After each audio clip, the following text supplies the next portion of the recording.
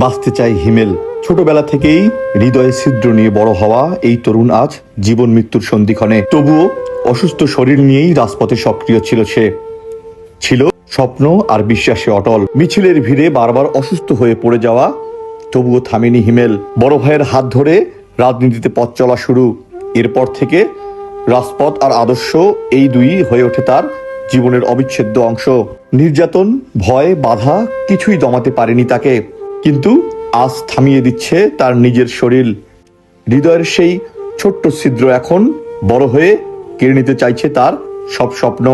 মায়ের চোখে ঘুম নেই, মুখে হাসি নেই। চোখের সামনে ছেলেকে ধীরে ধীরে মৃত্যুর দিকে যেতে দেখে প্রতিদিন ভেঙে পড়ছেন হাসনা বেগম।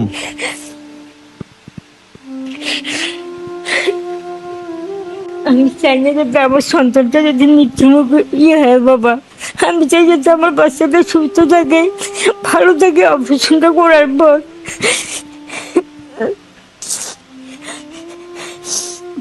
আপনারা কি আবার সহযোগিতা করেন যাতে আমার সন্তানটা পৃথিবীতে ভালোভাবে বেঁচে থাকতে পারে, ভালো থাকতে পারে।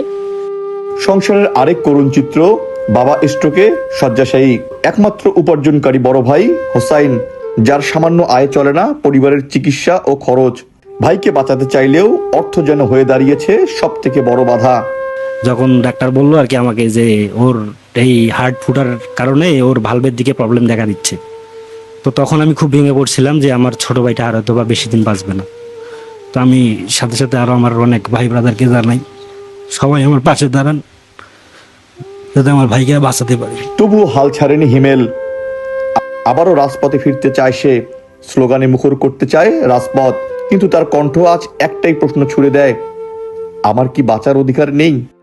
দেশনায়ক যেমন তারেক রহমানের কাছে আমার একটাই চাওয়া যে আমি বাঁচতে চাই, সে যেন আমার পাশে দাঁড়ায়, সে যেন আমার চিকিৎসার দায়, সে যেন আমার চিকিৎসার ভারটুকু নেয়।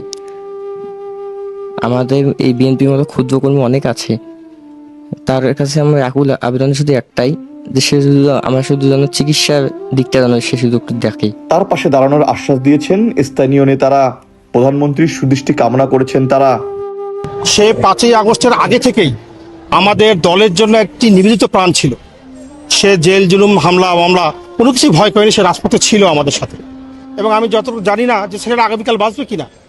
ছেলেটির একটি হার্ট ফুটো, সে এই অবস্থায়, সে ইন্টার ফার্স্ট ইয়ারে পরে দুবার সে স্ট্রোক করেছে। আর পরিবারের পক্ষে সম্ভব না, হয়তোবা আমাদের এককভাবে আমাদের সংগঠনের পক্ষে সম্ভব না। আমাদের দলীয় হাইকমান্ড যারা আছেন, বিশেষ করে আমাদের চেয়ারম্যান দেশনায়ক তারেক রহমানের কাছে অনুরোধ করব যেন আমাদের এই ছেলেটিকে, যে আমাদের দলের জন্য নিবেদিত প্রাণ, সে আজকে মরতে বসেছে, আমরা তাকে হারাইতে চাই না।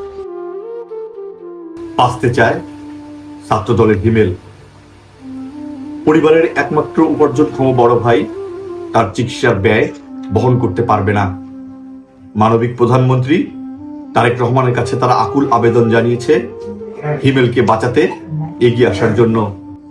হিমেলকে বাঁচাতে এগিয়ে আসবে মানবিক প্রধানমন্ত্রী, এই আশা করছেন তার পরিবার। মাহবুব সুমন, ৭১, রংপুর।